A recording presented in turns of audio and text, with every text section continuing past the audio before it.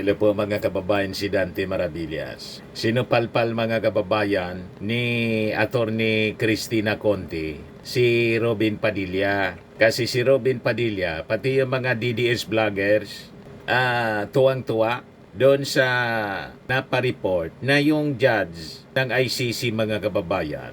Sinanksyon ng US, yung ICC, apektado yung pati mga bank accounts ng mga judges. Ito, mga kababayan, si Judge Luz del Carmen Ibanez Carranza. Essentially, they're intended to block our accounts, bank accounts, not only in the United States, which for me is not of no significance, but also in Europe. But the thing is that in Europe, the accounts we have are in European banks that normally should work independently from any policy from the United States. So at the beginning, I was called from the bank, I wouldn't say the name now, to announce me that they were canceling my credit card and that I couldn't move any bank account in dollars. I couldn't touch it because they are like kind of freeze. Well, and then we discovered that I couldn't make even an Uber. I couldn't ask even an Uber meal or an Uber taxi. I couldn't use Western Union, where normally I send money to my country for the maintenance of my house. Simply, Western Union has freezed my money without any explanation. They don't receive calls. They don't say nothing. Simply, it's done. But the most interesting thing or terrible thing here is that the sanctions are not only against us, the judges, for our job, but against our families. In my case, they affected also my daughter's visa. I have a daughter who is a high-level professional also, and they sent an email to her saying that prudently they have canceled her visa without any explanation, so to the United States. So preventing her to go in for some capacity building, giving conferences or making business in the United States. She's an international lawyer, so it's really the most sad part for me of the sanctions. And also I have heard from my colleagues that the sanctions have affected their husbands, their wives, other children, etc. So this is the worst part. For me, I don't have, I come from Peru and Latin America, and we are not so used to have these digital accounts. I don't have PayPal, I don't have Amazon accounts, but my colleagues, they have, and they now cannot use their accounts. Also in my country, I cannot move my accounts in dollars. They say that I am ineligible to move my accounts, my own accounts. So this is the way we cannot buy flight tickets, etc. Just to... Tawang-tawa yung mga DDS, pati si Robin Padilla. Ayan o. Day of reckoning niya. You are crucifying an 80-year-old man. Judges and prosecutors at the ICC have been cut off by banks, credit card companies, and tech giants. Sinupalpal ngayon si Robin Padilla ni Attorney Cristina Conti. Sabi ni Attorney Cristina Conti, hindi po direktang magkaugnay ang sanksyon sa ICC sa kaso ni Duterte. Huwag pong maniwala sa mga hindi naman buong buo ang pagkakaintindi sa mga issue. Lahat na lang po ina-attribute, pinapalabas, minamalas yung mga ICC judges kasi sinanksyon ng Amerika. Iba man yung issue ng Amerika sa ICC, wala mang koneksyon sa issue ni Digong na may kaso sa ICC.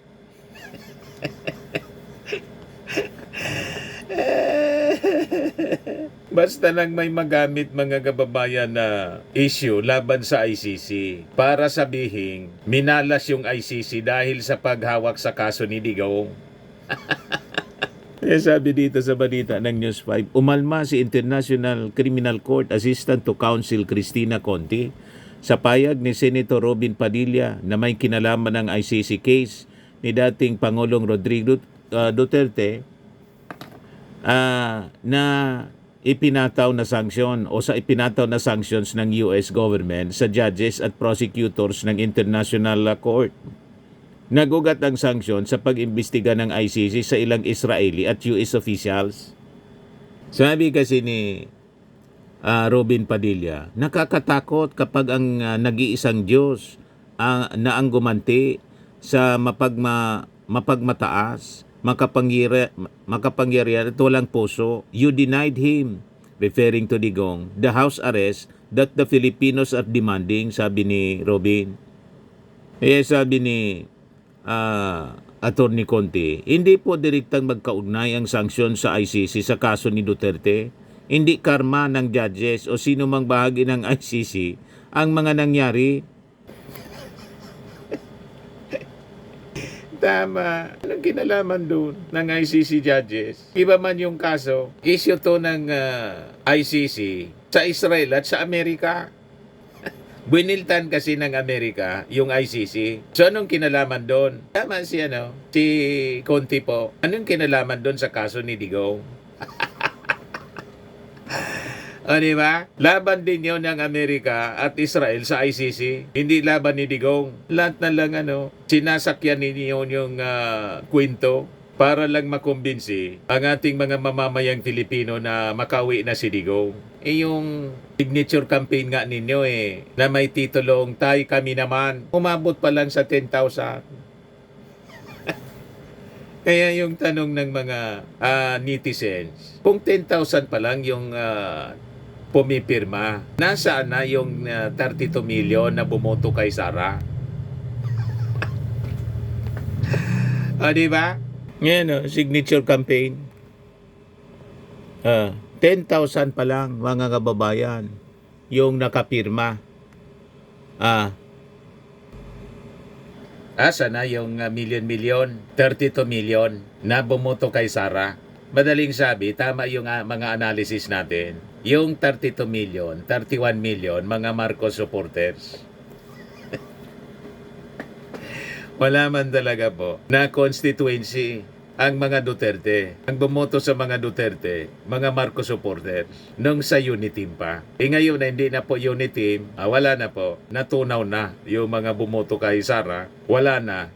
Nag-withdraw na lahat. Ang ebidensya, itong "Tay kami naman" signature campaign, 10,000 pa lang yung pumipirma.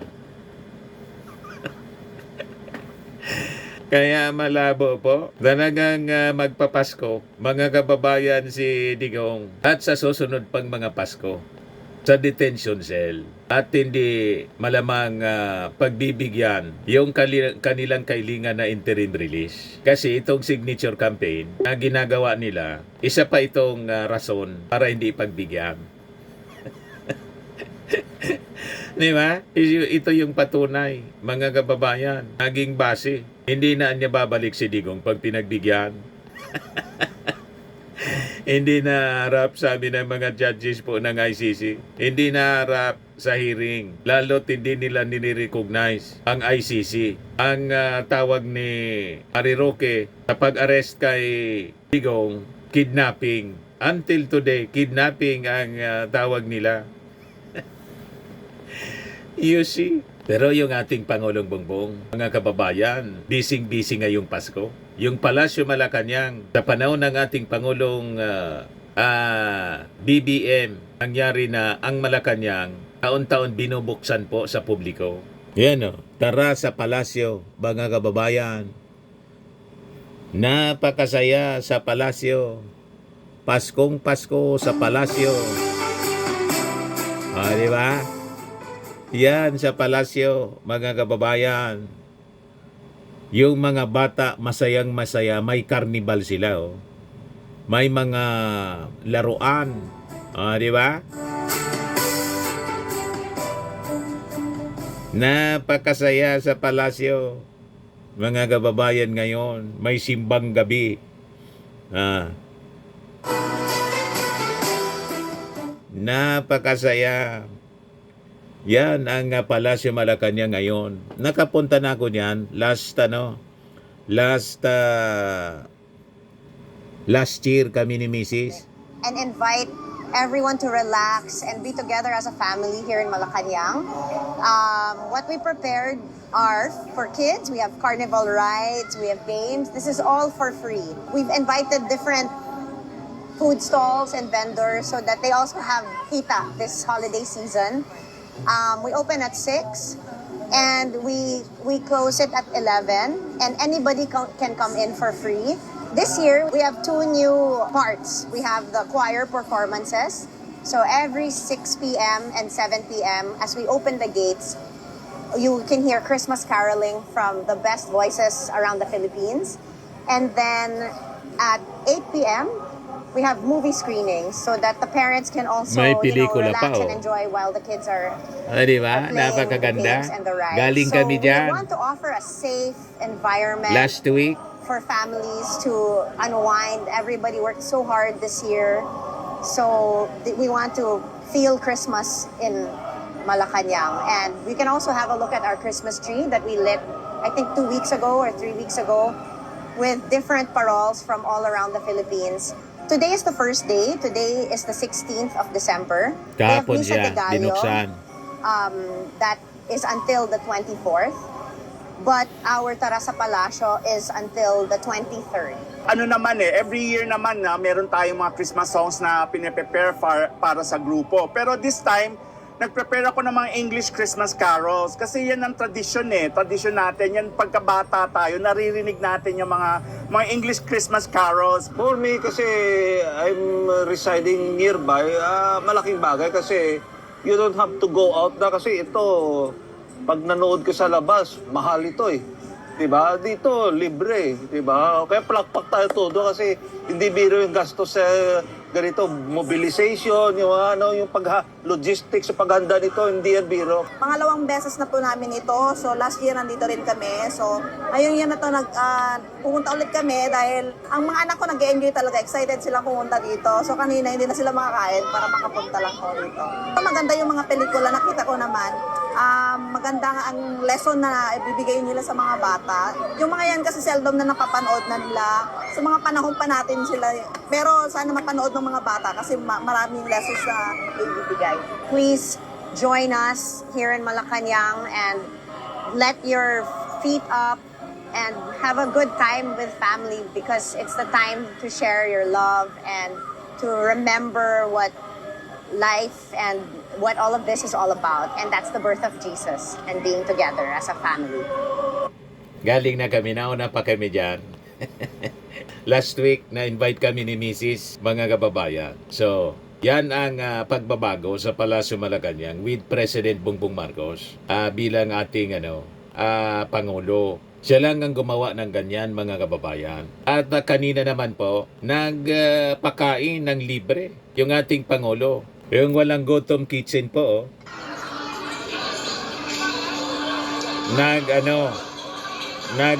Waiter yung ating Pangulong Bongbong para pakainin yung mga bata. Di ba? At yung mga matatanda. Walang gutom kitchen. Ayan yung ating Pangulong Bongbong. Di ba? Ayan yung report, mga kababayan, ng GMA. Pangulong Bongbong Marcos ang nagsilbing service crew dito po sa walang gutom kitchen ng pamahalaan. So siya po yung isa sa mga nagsiserve ng mga pagkain sa mga beneficiaries po.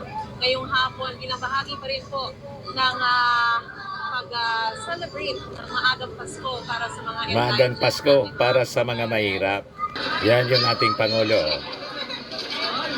May mga gift na ipinamimigay sa mga indigent families. Indigent beneficiaries with DSWD Secretary Gatchalian. Yan po, mga kababayan. Nag-ala Santa Claus siya po. Namigay ng regalo at nagpakain po. Yan ang presidente. Si Sara, nasaan ngayon? Walang ginawa, lahat pansarili yung ginagawa mga kababayan. Di ba? Yan ang talagang mapagmahal na Pangulo, lalo na sa ating mga mahihirap. Ramdam ng ating mga mamamayang Filipino ang espiritu ng Pasko. Ito naman mga bata at matanda mga kababayan, binigyan ng regalo.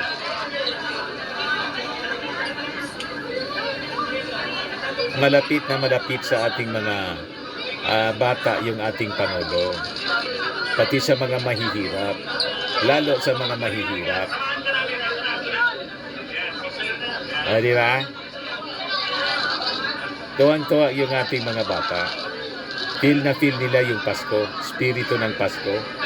Si First Lady Lisa Marcos, ito naman, busy din. Tigil lang ang trabaho ng first couple mga kababayan. Anong ginagawa nito ng first couple mga kababayan o ng First Lady? Yan clean up Intramuros, Pasig River, bigyang buhay muli. Yan sabi niya dyan sa kanyang post kanina. Preparing for the Philippines 2026 ASEAN Chairship, visited the Pasig River Esplanade to see how we can make this shared space cleaner, more sanitary, and more welcoming for the over 10,000 visitors who pass through every day. Instead of scattered tents, we are putting up uniform vendor booths. It's equipped with proper amenities like sink, mini fridge, microwave, and more to ensure both cleanliness and dignity for our vendors. We are also launching a Clean As You Go program to encourage everyone to reduce, reuse, and recycle so waste ends up where it belongs. The Pasig River is here to stay, and so is our responsibility to care for it. Together, we can make it cleaner, safer, and more suitable for generations to come. Excited to see all of this come together by late January. Yan yung First Lady, mga kababayan. Hindi sila nagsasayang ng oras. Trabaho lang ng trabaho. Kita ninyo. Very presentable. Nagkahanap buhay din yung mga vendors. Yan, sa Esplanade, Pasig River. Yan po yung mga basurahan. Yan yung plano. Napakaganda na po ng Pasig River Esplanade. Tingnan ninyo sa paggabi. Yan ang itsura mga kababayan. Diba? Mga kababayan, napakaganda na. Parang nasa ibang bansa.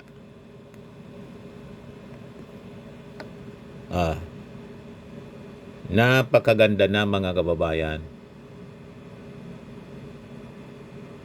Naging tourist attraction na dati, punong-puno yan ang basura. Dinevelop mga kababayan ng ating Pangulo. Yan na siya, pasyala na siya mga kababayan. Diba? Maraming tao at may mga vendors, presentable yung kanilang mga pwesto. Diba? Nagkanegosyo sila mga kababayan. Yan na siya ngayon. Parang nasa ibang bansa na ang itsura. Diba? Napakaganda na at napakalinis na. Yan na siya mga kababayan. Yan paggabi. Ang sarap mamasyal at maglakad-lakad.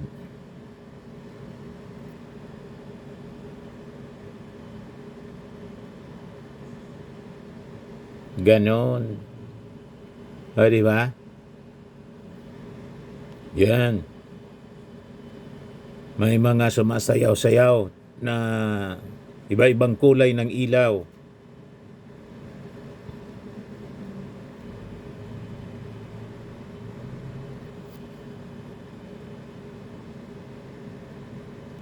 Napakaganda.